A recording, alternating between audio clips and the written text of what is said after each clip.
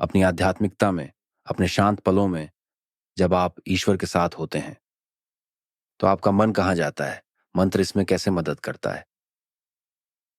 जब आप उपवास कर रहे होते हैं, जब आप बस अपने आप में अकेले होते हैं?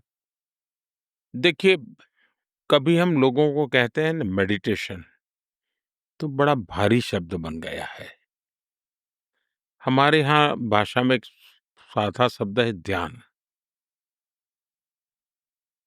अब किसी को मैं कहूँ कि भई मेडिटेशन के संदर्भ में ध्यान की बात करूँ तो सबको लगेगा बहुत बड़ा बोझिल है। ये तो हम कर सकते ही नहीं, कैसे कर सकते हैं? हम कोई आध्यात्मिक पुरुष तो है नहीं। फिर मैं उनको समझाता हूँ, भई तुम्हें बेध्यान होने की जो आदत है ना, उससे मुक्ति लो। जैसे कि तुम क्लास में बैठे हो, लेकिन उस समय तुम्हारा चलता है बे खेल का पीरियड कब आएगा? मैदान में कब जाऊँगा? उसका मतलब तुम्हारा ध्यान नहीं है। अगर तुम यहाँ रखा तो दैट इज़ मेडिटेशन। मुझे याद है जब मेरी हिमालयन लाइफ़ थी, तो मुझे एक संत मिले। उन्होंने बड़ा अच्छा-सा मुझे टेक्निक सिखाया। टेक्निक था वो कोई स्पिरिचुअल वर्ड नहीं था, टेक्निक था। हिमालय में झरने बहते रहते छोटे-छोटे। तो उन्होंने मुझे ये जो सूखे पत्तल जो होते हैं उसका एक टुकड़ा होता है, वो झरने के अंदर ऐसे लगा दिया और नीचे जो एक बर्तन था उसको उल्टा कर दिया, तो उसमें से टपक-टपक पानी गिरता था। तो उन्होंने मुझे सिखाया कि देखो तुम कुछ मत करो, सिर्फ़ इसी की आवाज़ सुनो, कोई और आवाज़ तुमको सुनाई नहीं देनी चाहिए। कितने ही पंखी बोलते हो, कुछ भी बोलते हो, हवा की आवाज़ आती हो, कुछ नहीं। तुम इस पानी के जो बूंद गिरते हैं और वो मुझे वो सेट करके देते थे, तो मैं बैठता था। मेरा अनुभव था कि उसकी आवाज़, उस पानी की बूंद उस बर्तन पर गिरना, उसकी जो आवाज़ थी, धीरे, धीरे, धीरे मेरा माइंड ट्रेन होता गया। बड़े आराम से ट्रेन होता गया। कोई मंत्र नहीं था, कोई परमात्मा नहीं था, कुछ नहीं था। उसको मैं कह सकता हूँ नाद ब्रह्म। उस नाद ब्रह्म से नाता जुड़ना, अब ये मुझे कंसंट्रेशन सिखा गया। मेरा वो धीरे-धीरे मेडिटेशन बन गया।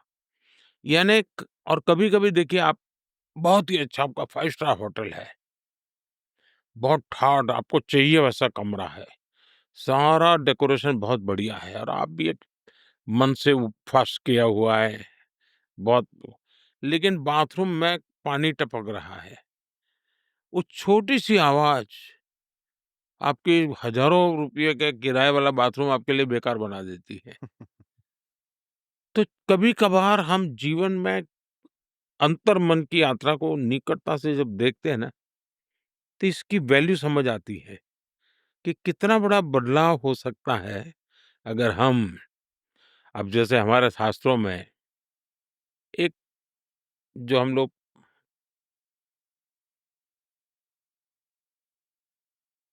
जीवन और मृत्यु की आपने बात की है, एक मंत्र है हमारे यहाँ, ओम पूर्णमदम पूर्णमिदम पूर्णात्म पूर्ण मदोच्यते। यानी पूरा जीवन को एक सर्कल के अंदर उसने रखा हुआ है। पूर्णता ही है, पूर्णता को प्राप्त करने का विषय है। उसी प्रकार से हमारे यहाँ कल्याण की बात कैसे करते हैं? स्वयं के नहीं, सर्वे भवन्तु सुखिनः, सर्वे सन्तु निरामयाः। यानी स स सबका भला हो, सबका सुख हो, सर्वे भद्राणि पश्यन्तु, माँ कश्चित् दुःख भाग् भवेत्। अब ये मंत्रों में भी लोगों के सुख की बात है, लोगों के आरोग्य की बात है और फिर करें क्या? ओम शांति ही शांति ही शांति ही। हमारे हर मंत्र के बाद आएगा पीस, पीस, पीस।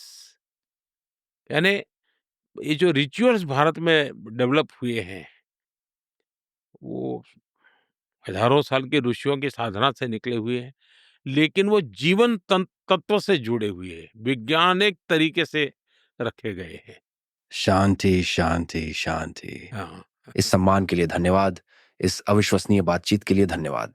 भारत में मेरा स्वागत करने के लिए धन्यवाद।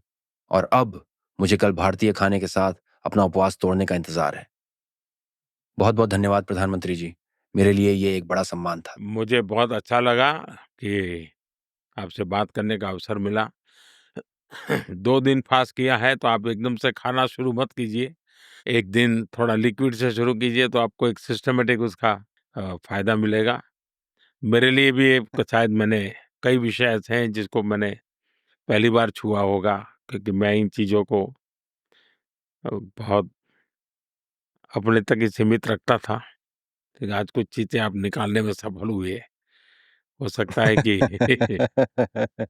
धन्यवाद। आपके दर्शकों को अच्छा लगेगा। मुझे बहुत अच्छा लगा। मेरी तरफ से आपको बहुत शुभकामना है। Thank you. धन्यवाद।